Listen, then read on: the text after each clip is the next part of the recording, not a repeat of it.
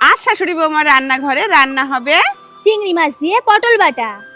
প্রথমেই পটলের সাইডের অংশগুলোকে বাদ দিয়ে তারপরে ওপরে খোসাটাকে হালকা করে একটু চাকুর সাহায্যে ছাড়িয়ে নিয়ে পিস পিস করে কেটে নিয়ে জলের মধ্যে ভালো মতন ধুয়ে নিয়ে একটা পাত্রে রেখে পরিমাণ মতন লবণ আর হলুদ দিয়ে ভালো করে মাখিয়ে নিলাম।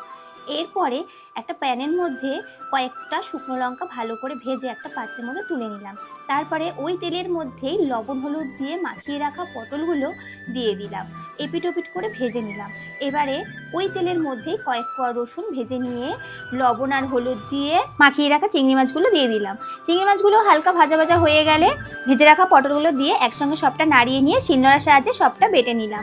তারপরে ওর মধ্যে দিয়ে দিলাম কালো জিরে, শুকনো লঙ্কা ভাজাটা, সব কিছু একসঙ্গে ভালো মতন বেটে নিয়ে হাতের সাহায্যে ভালো করে মাখিয়ে নিলাম। দিয়ে দিলাম পরিমাণ মতন লবণ আর কিছুটা কাঁচা সর্ষের তেল দিয়ে ভালো মতন হাতের সাহায্যে পুরোটা মাখিয়ে নিলেই রেডি আমাদের চিংড়ি মাছ দিয়ে পটল বাটা। চলো এবার একটু টেস্ট করে দেখি কেমন হলো তার স্বাদ। কেমন, ভালো তো? দারুণ।